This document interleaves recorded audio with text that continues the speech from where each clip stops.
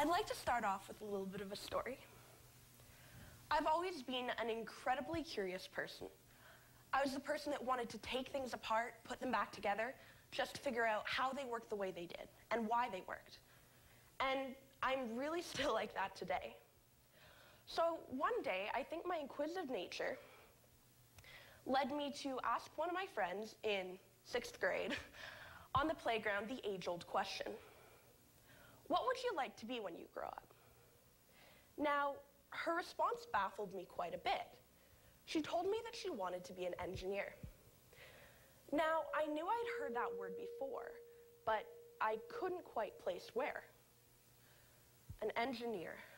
Okay. Oh, I know where I've heard that word. A locomotive engineer, right?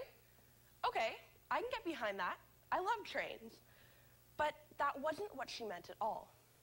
In fact, what she meant in her case was that she wanted to be a software engineer. But to me, the entire realm of professional engineering was completely unknown. And let's fast forward to right now, almost a decade later, and I'm currently pursuing a degree in engineering. Now, something must have happened in that period of time where I not only figured out what it was, but I also figured out that it was what I wanted to do for the rest of my life. And when I think back to what that catalyst was that made me really fall in love with the discipline, I realized that it was science fairs. When I tell you about science fairs, you may think of images of blue ribbons, of baking soda volcanoes, and of other stereotypical images of the like. But I can assure you that science fairs today, especially in Canada, are not like that. These titles behind me look like they may be able to be ripped right from an academic dissertation. But in reality, these are the titles of recent science fair projects by elementary school and high school individuals. It's easy to think that maybe I've just pulled out a few outliers here. That maybe these are just a few extraordinary projects in a sea of the mundane projects. But I can assure you that these happen all over Canada and the world. Incredible steps in science are made by youth every day. In Canada, we have 102 regional science fairs. They span every single province and territory, but they're not super known. Although here, students can compete against their peers in order to vie for a spot on the regional and or provincial teams for the Canada-wide Science Fair. The Canada-wide Science Fair is Canada's largest youth science event. It brings together 400 to 500 of Canada's brightest young innovators every May in order to share their research with their peers, as well as people in the industry, such as doctors, engineers, and professors.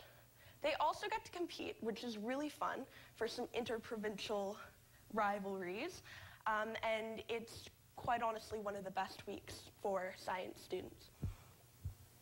The step up from that is the International Science and Engineering Fair. The International Science and Engineering Fair sees individuals not compete against provinces and territories, but rather individuals represent their country and compete against the entire world.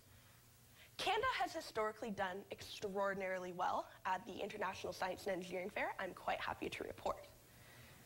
So, especially here is where you see those projects that really do have the capacity to not only change the industry of science, technology, engineering, and mathematics, known as STEM, but they also have the capacity to have a lasting impact on society, and I don't say that lightly.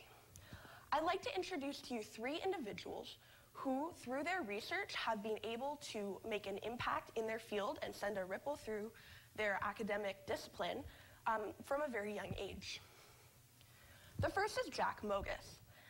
Jack participated in the Canada-wide Science Fair 3 times, and last year participated in the International Science and Engineering Fair. He is a health-oriented materials researcher. Guaiole is a naturally occurring rubber compound. What Jack was able to do is he was able to infuse the guaiole with graphene, which makes the very first nanocomposite material that is antifungal, antibacterial, electrically conductive, and has advanced mechanical properties. This is huge. In fact, he was able to expand his research in order to create a surgical glove that can be used in the industry that, because of its properties, is puncture-proof, antibacterial, and can be sterilized and reused multiple times so as to cut back on medical waste. The next individual is Samna Aziz, and she, like me, caught the engineering bug through science fair. Her focus is also on health materials, but it's more on the biointerfacing level. She participated in the Canada-wide Science Fair in 2015 and the International Science and Engineering Fair in 2016. She's had two incredible projects over those 2 years, and they both focused on biointerfacing materials, one of which was a bio-inert textured coating that can go onto implants to make them more compatible with the bone so that they are more effective in connecting with the bone when somebody does have a bone implant. Another one saw her create a calcium phosphate cement that is able to be used when in a surgery or in an implant where a bone cement would be used. However, it fully biointegrates. As the bone grows back, it eats away at the cement so that when you're all healed, you don't have that foreign matter in you anymore. So it's completely biocompatible. Perhaps one of the most prolific youth scientists in the science fair industry today is Katherine Bowman. Katherine participated in the Canada-wide Science Fair for 3 years and the International Science and Engineering Fair for 2. She works in lymphedema treatment. Lymphedema is a chronic inflammatory disease that affects approximately 100 million people globally. Now, despite this large number of people affected, there's currently no pharmacological treatment. Instead, people that have the disorder, or disease rather, are subjected to multiple rounds of physically exertive, tiring, tedious therapy in order to physically try and move the liquid that's present in lymphedema off the tissues. Katherine decided it was time for a pharmacological treatment, and she is currently having a great amount of success with naturally occurring compounds to treat lymphedema. She's currently studying health sciences and has been able to speak across the country in multiple provinces about lymphedema and is a well-respected peer in that field. In fact, she sits on the Alberta Lymphedema Association's board of directors, and she got that position when she was just 18.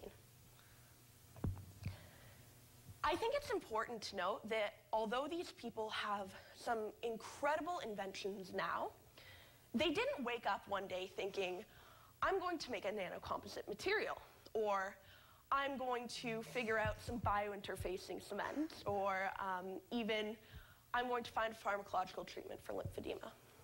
In fact, they had very humble beginnings. Jack started with a project in liquefaction. Samna's first project was on color retention, or memory retention using color coding.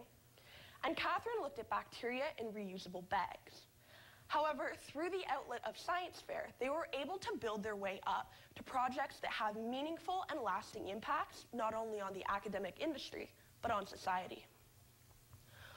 I think what it really comes down to for me is 4 main points about the importance of science fairs and the effect they have on youth. For one, science fairs are able to bring sideline groups into the conversation. Often people and groups such as females, indigenous peoples, and people from developing country aren't able to participate in academia, and especially not STEM. Now, this is completely unfair because these people have amazing ideas and they have every right to be in that industry. So science fairs provide that outlet for these people who may be marginalized or sidelined in the conversation to become a part of the narrative. Additionally, science fairs enrich scientific experience through cultural dialogue and travel. I personally was able to travel to Australia to be part of the National Youth Science Forum on behalf of Canada in 2015. Being able to talk to people with diverse cultural backgrounds, diverse academic backgrounds, and diverse interests for me was absolutely incredible. And to do it all while bonding over science was a real treat. People from Canada get to go to places like Taiwan and Norway and Belgium for scientific initiatives representing Canada. And in a world that is hallmarked by its divisiveness, I think it's incredibly important for people to start that international conversation, and to do so while making projects and coming up with ideas that can help not only one area but has the potential to affect people internationally in a positive way. I think it really is important to bring people from different nations into the conversation. Also, science fairs introduce academic practices and inquiry early. Oftentimes when people get to post-secondary education, they're pretty lost. Posters and reports and abstracts are all foreign, and it takes a while to get used to, which is especially hard to do when you're undergoing academic, rigorous studying. Now, science fair kids have a bit of a step up. After doing it quite a bit, poster boards and reports and abstracts become far easier. So people are able to right away dive into their research and be on more of a level with some of their academic peers. I think one of the most important things about science fair, though, would be the camaraderie. These photos are all from the Canada-wide science fair, and the 4 weeks that I was able to spend over 4 years at the Canada-wide science fair absolutely changed my life. I now have friends from coast to coast, and I've learned things that I never thought I would be able to learn. And I've been inspired to continue my innovations through other people, bouncing ideas off each other, and also just having a lot of fun. So when I really think back to that one day in grade 6 on the playground, when I asked my friend, "What do you want to be when you grow up?" I don't think I asked the right question. I think I should have just asked her, "What do you want to be? What are your passions? What kind of legacy do you want to leave on this world?" Because the truth is, youth don't have to wait till they grow up to make an impact on the industry. It has positive societal effects. In fact, they can start right now. People always say that youth are tomorrow. They hold the future. But I'm here to tell you that youth can be invested and are invested in science, technology, engineering, and mathematics today. And through science fairs, they get that outlet to be able to be part of that industry and to make real changes right away. Thank you.